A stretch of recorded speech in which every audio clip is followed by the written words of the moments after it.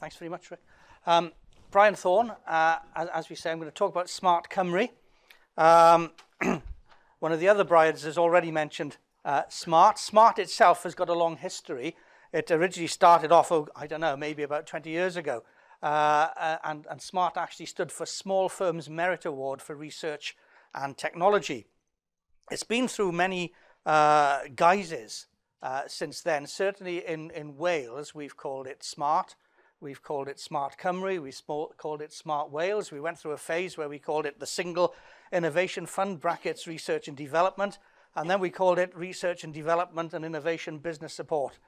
Funnily enough, with the TSB also changed the name. They called it Grants for R&D. But eventually everybody realized that companies and industry understood what SMART meant. So the TSB went back to calling it SMART, and we went back to calling it SMARTCymru. And it's quite simply support for research and development. Why should a government support companies to undertake research and development? There are a number of ideas up there, but we certainly believe that on a cumulative basis within a country, companies that invest in research and development over time will contribute to the growth of the economy through the introduction of new products, new processes, and the resulting increase in wealth and jobs that come from that, and good quality jobs as well. Why do companies need R&D support? The other Brian earlier on when we were chatting said, well, businesses don't really need grants. What businesses need is more business. And I understand what he means there, but I think there are some elements up there that illustrate why companies do enjoy the support that they can get from government grants. And it's been mentioned before, R&D, research and development, or risk and development, it may not work when you set out to undertake an R&D project. There's no guarantee that it's going to work at the end of it. And you're investing a lot of time, resource, and human resource, and money for perhaps 2 to 3 years for something that may not work at the end. So the concept of the government sharing that risk with you is attractive. And another thing that we have found is that along the way, we touched on earlier on the need for match funding and investment by venture capitalists or business angels or investment from banks or any other source. Very often, they are reluctant to do that for a risky project. But if they can see that somebody else is happy to share that risk, we have seen in many cases that smooths the way to further investment from the private sector. Have we got any examples that we can give to demonstrate that? Here's one. It's a company formed about 14 years ago in mid-Wales called Invertech Drives. The clue's in the name. They make electronic variable speed drives for a lot of applications. It might be for lifts, conveyor belts, all sorts of machines. There's a little bit of a timeline there of their involvement with under various names, but let's call it the SMARTCymru R&D support. And I think the important things there is that over time you can see that the turnover associated with each new development in terms of their product range has gone up. The sales to date has been cumulative, and the number of employees that accrue to that company is also going in the right direction. And here is a case where we're perfectly happy for companies that can show that they are commercializing successfully the results of their R&D. We're perfectly happy for them to come back and perhaps have another investment for another new product. That's where they are now, 110 staff. They've been well up in the Welsh fast growth 50 companies and a turnover of £14 million. And as you can see, a great contributor to our exports.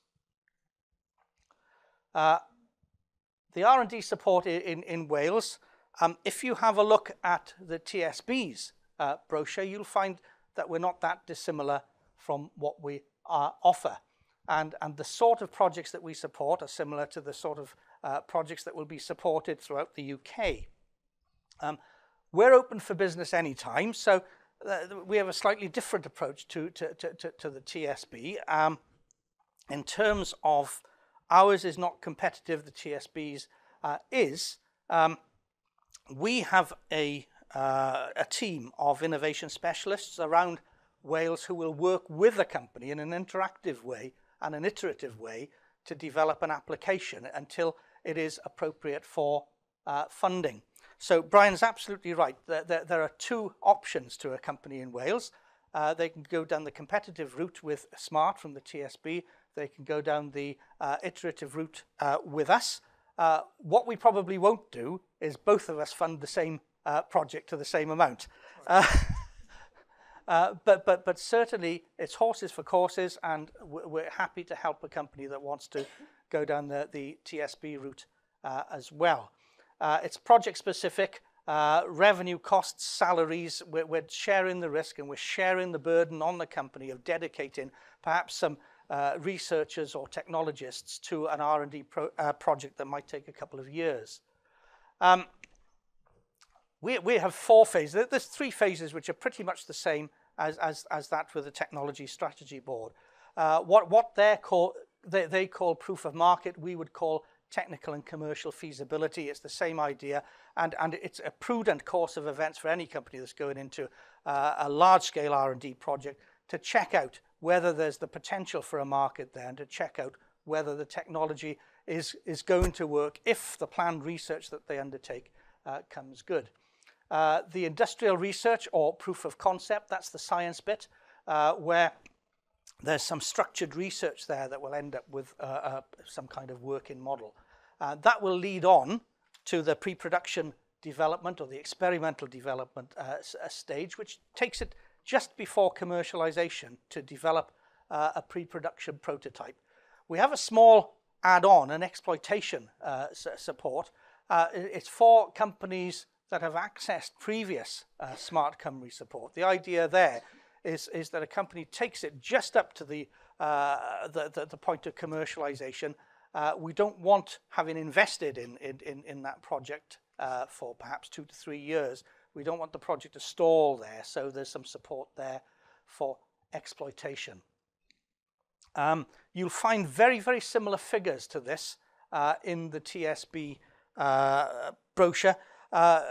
Apart from anything else, a lot of this is tied up in state aid rules, and state aid rules, by virtue of being a member of the European Union, nothing to do with the fact that it's European funded per se, will define the size of companies, will define the type of the phase that you're involved in.